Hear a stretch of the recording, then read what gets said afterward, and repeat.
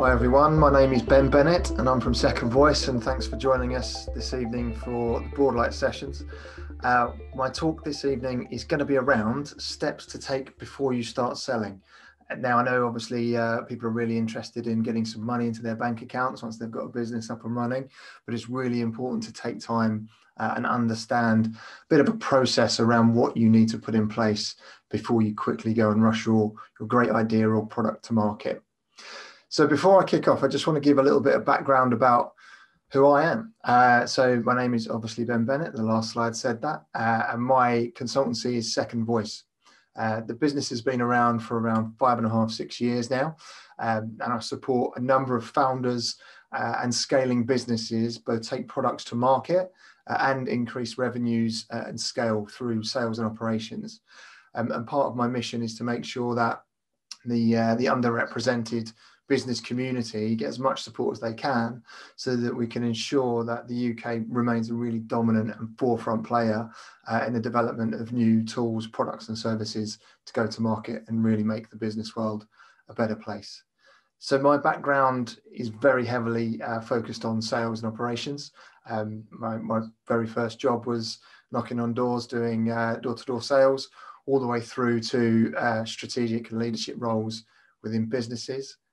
I've sat on a number of tech companies' boards, giving advice and helping small companies get their first client, but also take businesses from 2 million to a 10 million turnover.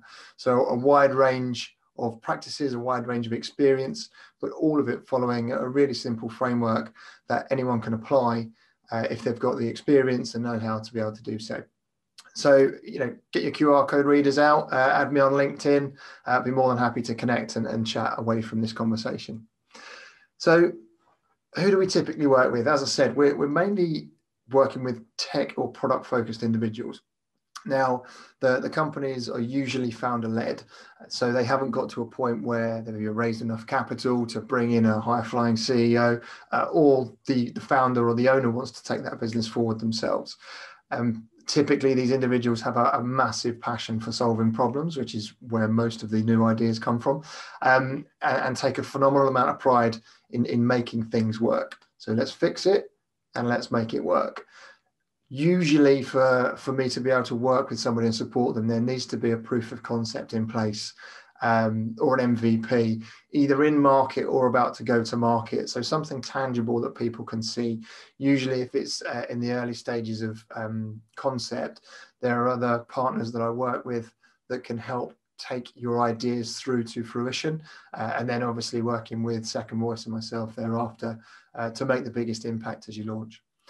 So one thing is in common with all of these people when they speak with me is they want to get more customers, and they've usually got some, and you might have a regular recurring, monthly regular recurring revenue stream, or an annual one. But the idea is that there is usually a disconnect between aligning what you can do with your sales efforts and how you can spend and reinvest into your business, product development, and grow the business. And usually with tech founder-led businesses that I've worked with, and this is a sweeping generalization, but the businesses that I've worked with, usually the ROI is considered last, and it's more about validating the product, getting the product in people's hands, and yay, we've got a startup. But actually turning that into a commercially viable business is really fundamental. So what we explore with most businesses coming into this space is actually, have you met a need? Now, a lot of these companies and tech startups get to a point where they've built something that is actually very cool. And the great thing about that is that it works, you love it, it's really cool, it's built really well. But put it on the flip side, does anyone actually want it? And it's all about understanding that product validation. Have you got a market fit? Is there a ready-made audience to come and sort of sweep up a problem? And are you really meeting that need? Or have you got to a point where you've created something through almost like an immediacy bias, where you're getting that validation, you're understanding what you think you're going to solve, but has it met anything beyond your own network, your own circle? Are other people feeding into that? Have you looked at those audience sizes? And we'll come on to a bit of that in a moment. And are you speaking with people that aren't going to give you the answers you want? And again, speaking with friends, family, they're always going to be nice and say, yeah, great idea, I love it, people will want to buy it. What you actually want to speak to is someone who's going to be objective and ask you the real hard questions, so that you can actually ensure that before you put too much time and effort into getting behind this idea, behind this product, taking it to market, that you've actually got a valid route to market, and that there is a product market fit there. So do they want it? And we've said, yes, they do. We're going to assume that we've gone through that process. Who are they? And again, there's a real desire for businesses to say, I've got a product, we're whole of market, we can sell to anyone, this is great, let's go. And that might seem like a great idea. Having sat in that seat and sold that product and mentored businesses that also do the same, that is arguably one of the hardest places to sell from. It's like dropping someone into the middle of the ocean, no land in sight, and saying, swim to shore. So what way do you go? You just don't know. So it's about having that focus. So what we encourage our clients to do is focus on those buyer personas for a specific sector that they're looking to hit. So primary and secondary buyer personas. Who are you getting the attention of, and who are you attracting? This may be someone that has the need. They might be doing the job that your product or solution is going to help. They may be in a situation where it's going to improve their life, get rid of their stress or their worries, and be the internal champion of getting their company to sign your product or service into their stack. The other secondary buyer is probably the one that's going to be signing off the check. So they're not the one that's using it. They're not the one that's understanding the real value it brings, but they're going to have wants and needs that are different to that of your primary buyer persona. So who specifically are you selling to? In which vertical, and why are you hitting them? Why are they going to be the people that you want to work with and engage with? And why will they want to engage with you? When you've validated that and you understand who they are, go and find out where they are. There's nothing worse than going to conferences or delivering talks where you're surrounded by people that do exactly the same thing that you do.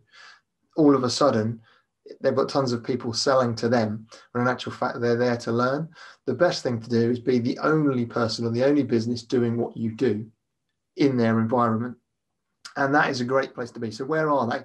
Are they regularly on forums? Are they in Facebook groups, LinkedIn groups, private meetups? Are they reading certain press? Are they regularly contributing to Forbes? Whatever it is, find out where they are. And that will enable you to be a bit more focused on where you spend your time and effort in attracting them to your product or service or brand, and then getting in front of the right people. And then find out what they're looking for, what keeps them awake. Because everybody will have different stresses. Everybody will have different needs and wants. And if you truly understand that of your buyer, before you try and pick up the phone, before you start putting loads of information out on LinkedIn, before you start sponsoring events, make sure you know the problems you're trying to solve, because that is the fastest way to make sure you're going to get some attention. Instead of this is what we do, we know we love it, you're probably going to love it as well, and then hope for the best, because there is always a massive disconnect in that conversation. So we'll come back onto the how to sell and what to sell and what you're going to need a bit later.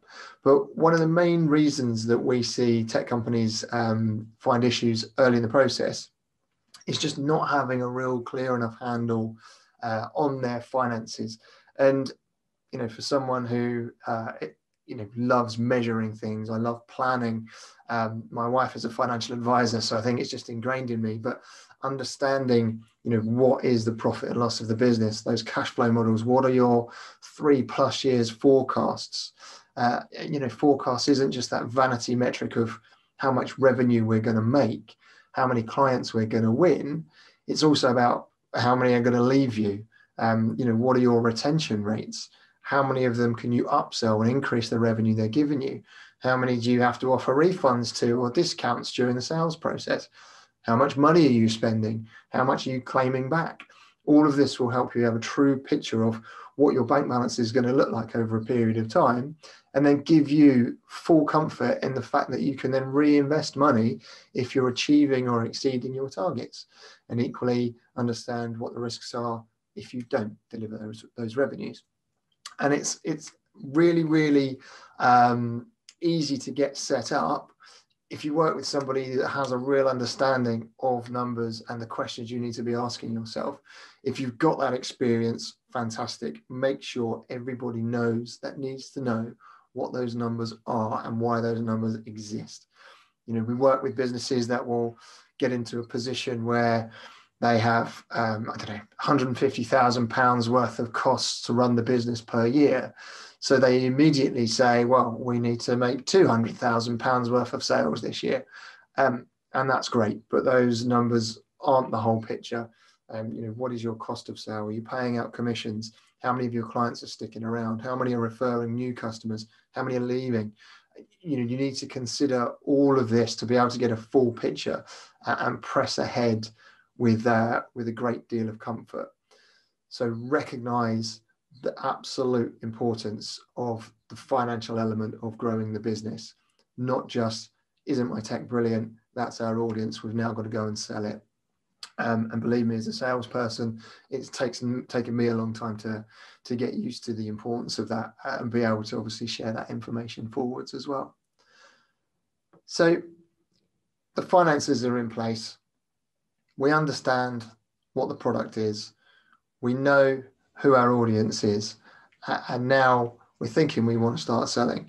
But the way I've always sold, because it's just the way I've been trained, we work on a model called WIFM. And what's in it for me? Very simply. And ultimately it boils down to, it's not about you. It's not about your product. It's not about your business. And it's definitely not about your price. And genuinely, if you're making first contact with a person or a business, you're very, very unlikely to care because they haven't even recognized that they've got a problem maybe. They don't even know why you're existing, why you're trying to approach them. So throughout a process, you've got to remember that it's all about them, but the value you add to that problem, and make sure that is how you tell your story. So many businesses will say, this is who we are, this is what we do, this is who we do it for. Aren't we great? Make your own conclusion, come and sign up, buy. But what you're doing there is allowing your end user to come up with their own joining of the dots, to find that they've actually got the problem that you want to fix and realize that they need to use your business. And very, very, very rarely does that happen. And you want to get into the mindset that everybody doesn't know.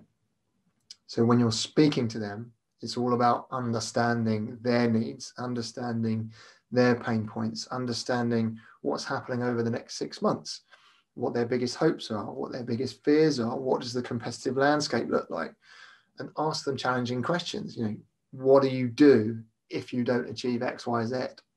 And that will force people to start thinking about, you know, what the good might look like, what the bad might look like. And when you know all of their hopes and fears, then you can start telling your story about how you add value and make that dream come true or take away that risk that they're seeing. So by now you're probably thinking, right, well, we've got our messaging sorted, we've got our finances sorted, we've got a product market fit, we've got a few paying customers, the product's great, although we're going to continue developing it. We're ready. Let's go and sell.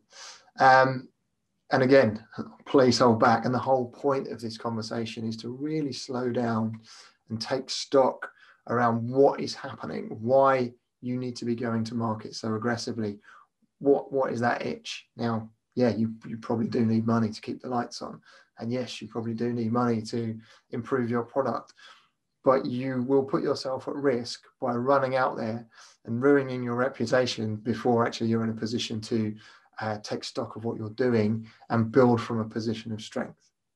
So what I've done here is pull together a real basic tick list for you. This isn't an exhaustive list. So please don't take this as, right, okay, this is the be all and end all for us to go and make a massive success of it. But this will give you a few things to focus on that you can spend time on and do to actually give you all of the control from a very early part in your process of taking a product to market. So the first one is obviously really clearly and define that audience and your prospects. What vertical are they in? Why are you hitting that vertical? Where are they in the world? Where are they online? Who are the people actually buying them? And actually, who are the prospects? Now you could go and look through LinkedIn. You can buy data in. You can network. You can get an understanding of who these people are, but collect that information and build those profiles and get it into your CRM. So if you don't have a CRM in place, there are a number of free tools out there that you can use. There are a number of quite cheap and affordable tools, and they range from everything like running basic spreadsheets if you want to, just running your own database, all the way through to paying for big licenses and implementations from Salesforce and some of the larger cloud-based client management software out there. Now, what you're probably going to need if you're launching is something really basic. So there are free tools in platforms like Airtable. HubSpot offer a free CRM, but do put some of the marketing functionality behind paywalls. But the reason you're using this is it's pulling all the data into one place, all of your customer information into one place, all of your activity into one place, all of your feedback into one place. And that's going to enable a better knowledge share between your business, and you can start to report and see trends and patterns within the data, and also understand how much work is going into customer acquisition, which is also another really important piece of the puzzle. So it's not just about hitting the phones. It's not just about adding people on LinkedIn and sending them a message about how great you are. You're going to need supporting sales collateral. Now that might be landing pages on your website. It might be PDFs that you send out after a sales call. It might be utilizing proposal tools that put all the collateral in one place. It might be that you've got an opportunity to put in case studies, testimonials, all of the feedback that's been good, bad, and ugly over the time, your timeline of events, how you've evolved, what you're delivering in terms of value to a wider audience, awards you've won, where you're speaking, events you're sponsoring. All of this is going to further add to validation of why a business needs to use you after you've understood their needs. Reporting tools is something I've mentioned earlier. Activity going in is great. Number of dials, emails, that's some really basic metrics. But what is the feedback from customers? So how are you analyzing the key performance indicators, the KPIs of your sales efforts?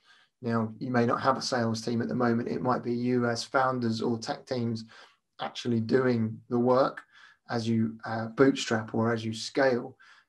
But you need to know what those numbers are. How do you know if you're on the right path, and holding yourself to account if the amount of work that you're doing is the right amount of work to be doing? And then looking at those forecasting tools as well. What are we looking to sell? Where do we think we need to be? How much activity needs to go into that? And you can work back on some really basic metrics. It might be that for every 3 proposals you send, one of them turns into a deal. And to get a proposal sent, you need to do 5 meetings.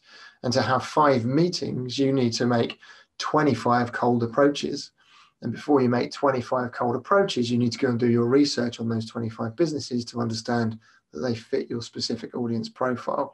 And it's just a numbers game around conversion and filling the top level of that pipeline through outbound marketing, outbound sales efforts, inbound marketing tactics, whatever the channel, but making sure that you're getting in front of the right people and understanding your numbers to be able to hit your sales targets at the end. Regular feedback sessions. And this is something that can't be undervalued. It's so vital, especially in the early days. You need to get your product or your service into the hands of your customers. Don't wait until you think it's 100% ready to launch it. Get it out there. get people using it, get them feeding back, test, learn, iterate. If you're able to put variations into the market on a website, do it. Look at split testing. There are tools out there like Web Trends Optimize. Google provides split testing tools for web-based products as well. So, what is it that you can be doing to make sure that you are constantly testing, constantly learning? But when you're selling, ultimately, you are the front line of your business. So there are many, many people that are going to be involved in listening to your story or go through your questioning to understand more about what you're offering. Ask them for feedback. Has this struck a nerve? Did this hit the sweet spot? Would you use it? Would you recommend it? If not, why not? You need to be collating this feedback because your product is central to what you deliver, but your customers are going to be the ones that determine ultimately whether you succeed or fail. So listen to them and regularly get that sales efforts feeding back.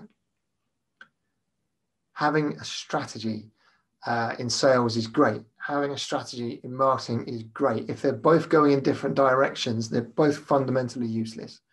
You need to have an aligned sales and marketing strategy so that you're all going in the same direction for the same audience, with the same objective and agenda, with a view of raising brand profile, getting the name out there, driving engagement, attraction, attention, and then ultimately acquisition of customers. So have a strategy. Certainly in the earlier years of business for me, I was very much a reactive business owner. I'll change, I'll adapt, and you should. And I want to continue that you need to change and adapt as the world around us does exactly the same. But have a strategy, have it documented. It will be something that you can come back to and refine. It will be something that you can share with your team members so that everybody understands what's going on. And it will allow you to look back every quarter and say, was this plan right? What do we need to adjust? What are we measuring? Did that work? Did it not? Iteratively test and change. And those strategies should evolve with you.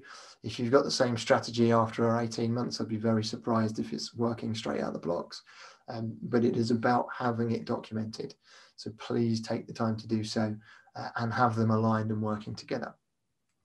And that feeds on to the team element. If it's just you and one product, then that's fine. You're probably not going to be able to do it on your own for too long before you end up having too much work to deal with. But if you are fortunate enough to have a team with you, manage their expectations. They're going to want to go on the journey with you. They've bought into you. They've bought into the idea. They've bought into the concept. They want to be part of the growth. Take them on the journey with you, but manage their expectations along the way. And again, get their feedback. Having one person driving from the front is not the best way to lead a business.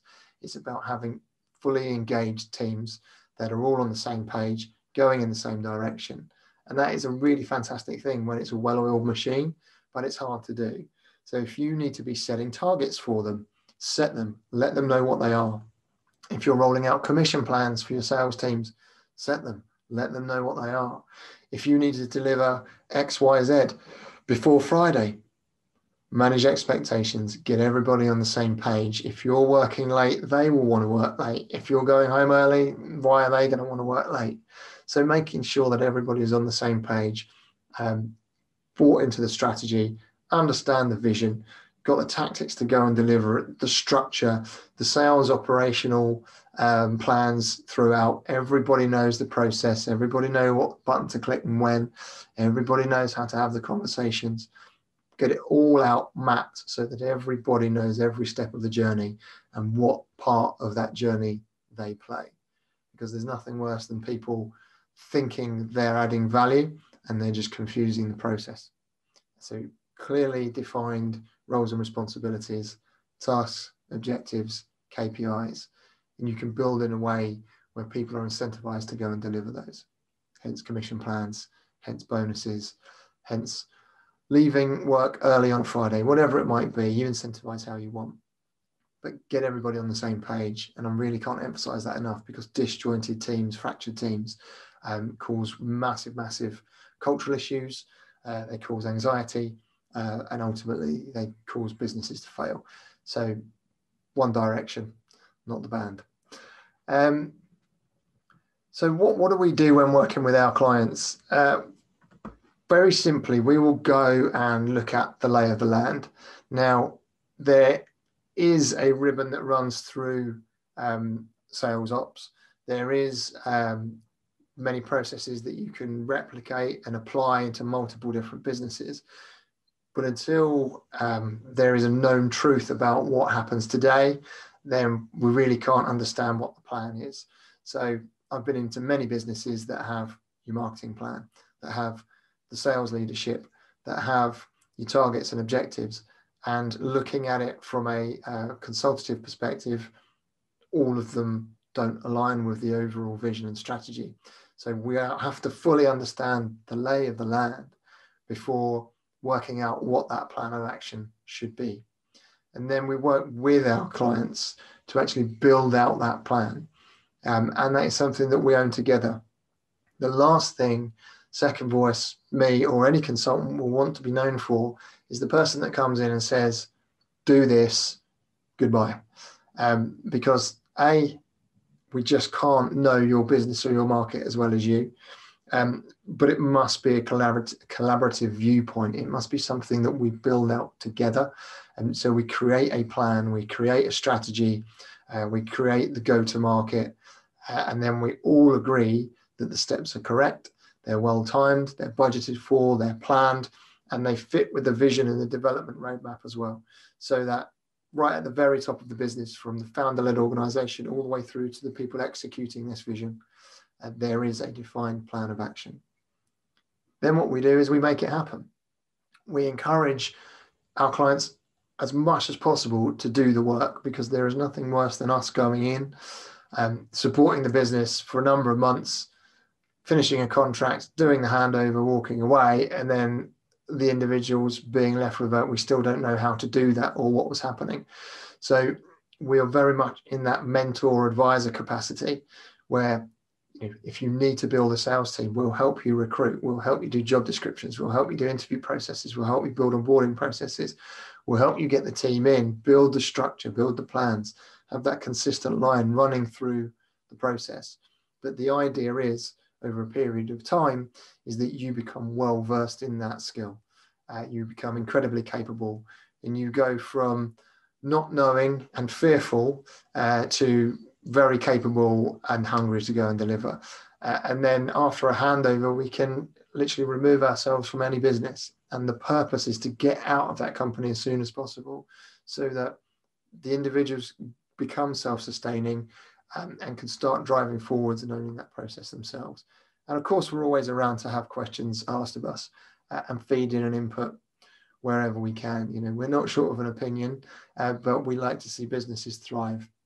So this is what we do with a number of the cohorts that go through the NatWest Accelerator program, the number of people that we meet at meetups similar to this.